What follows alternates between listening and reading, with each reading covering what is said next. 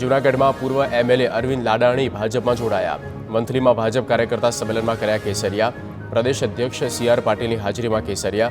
વિસ્તારના વિકાસ માટે ભાજપમાં જોડાયા હોવાની કરી વાત.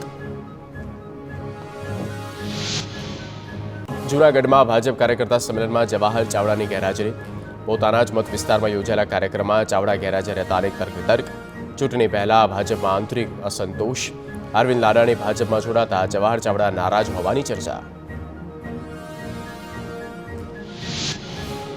ભરૂચ બેઠક પર ચૂંટણી લડવા મુદ્દે ફૈઝલ પટેલનું નિવેદન. ફૈઝલ પટેલે ફરી ભરૂચ બેઠક પર ચૂંટણી લડવાની વ્યક્ત કરી ઈચ્છા. ભરૂચ મુદ્દે હજુ પણ કોંગ્રેસ અને આપ વચ્ચે વાતચીત ચાલતી હોવાનો ફૈઝલનો દાવો. ભરૂચ બેઠક પરથી દાવેદારી પરત ખેંચવા કોંગ્રેસ આપને સમજાવશે. ભરૂચમાં આપ તરફથી ચૈતર વસાવાના નામની થઈ ચૂકી છે જાહેરાત. સુરેન્દ્રનગર બેઠક પર કોંગ્રેસમાંથી પૂર્વ ધારાસભ્ય નૌશાદ સોલંકીનું નામ ચર્ચામાં. નૌશાદ સોલંકીએ સુરેન્દ્રનગરથી ચૂંટણી લડવાના આપ્યા સંકેત. કોંગ્રેસ પક્ષ આદેશ કરે એ ચૂંટણી લડશે.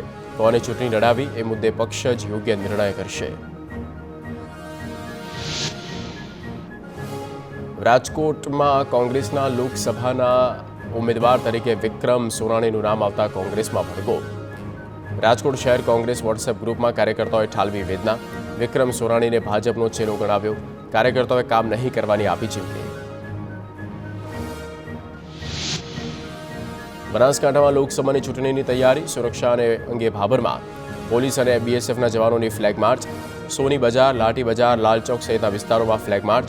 ચૂંટણી સમયે કાયદો વ્યવસ્થા જળવાય તે હેતુ.